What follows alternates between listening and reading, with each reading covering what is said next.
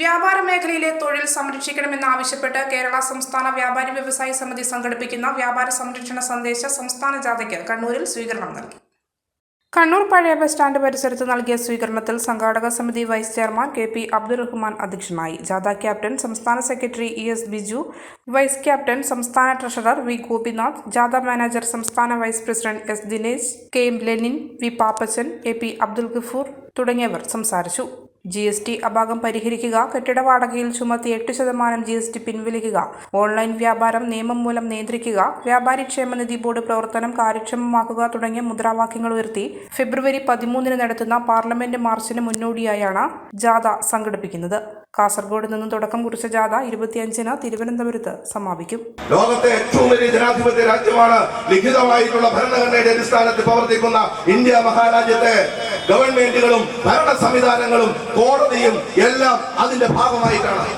1947 August മാസം 15-ാം തീയതി നാം നേടിയെടുത്ത സ്വാതന്ത്ര്യം എന്ന് പറയുന്നത് യൂണിയൻ ജാക്കിന്റെ പതാക താഴ്ത്തി അവിടെ ഇന്ത്യയുടെ ദേശാഭിമാനത്തിന്റെ ദേശീയബോധത്തിന്റെ മൂവർണ്ണ പതാക ഉയർത്തിപ്പിടിക്കുമ്പോ ഈ രാജ്യം കേവല സ്വാതന്ത്ര്യമല്ല സമ്പാദിച്ചത്, പരമാധികാരം സമ്പാദിച്ചു. ജനാധിപത്യ അവകാശം നമ്മൾ കൈപ്പിടിയിൽ ഒതുക്കി ദേശീയബോധം നമുക്ക് സ്വന്തമായി.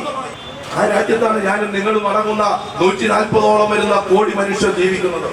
കാർഷിക മേഖല കഴിഞ്ഞാൽ ഏറ്റവും കൂടുതൽ ആളുകൾക്ക് തൊഴിൽ കൊടുക്കുന്നത് ഈ വ്യാപാര ശൃംഖലയാണ്, ഈ വ്യവസായ മേഖലയാണ്.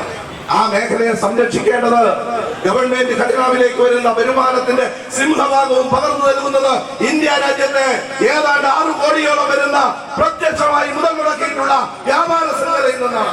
അത് നിലനിൽക്കേണ്ടത് നമ്മുടെ നാടിന്റെ ആവശ്യമാണ്. അത് നിലനിൽക്കണം എന്നതാണ് ഈ ജാഥയിൽ ഉന്നയിക്കുന്ന സുപ്രധാനമായിട്ടുള്ള ആവശ്യം. മലയോരത്തിന്റെ സ്വന്തം പ്രാദേശിക ചാനൽ A-Channel.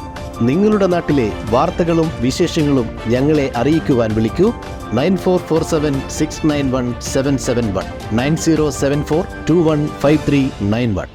നിങ്ങളുടെ നാട്ടിലെ വാർത്തകളും വിശേഷങ്ങളും ഞൊടിയിടയിൽ അറിയുവാൻ A-Channel ന്യൂസ് ചാനൽ സബ്സ്ക്രൈബ് ചെയ്യൂ.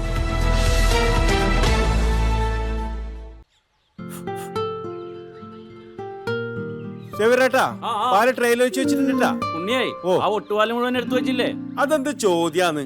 ആരെങ്കിലും ഒട്ടുപാലം എടുക്കാണ്ട് പോവാ? ഒട്ടുപാലം കെട്ടിപ്പിടിച്ചങ്ങോട്ട് ഇരുന്നോ. എന്റെ മനുഷ്യ റബ്ബർ ഷീറ്റ് ഇങ്ങനെ കുന്നുകൂട്ടിട്ട് എന്തോ ഉണ്ടാക്കാനാ?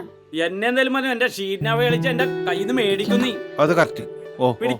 ഉള്ള സമയത്ത് ഇതൊക്കെ ഒന്ന് തൂക്കി വിട്ടിട്ട് കാശൊന്നും കൊണ്ടെത്താ മനുഷ്യ.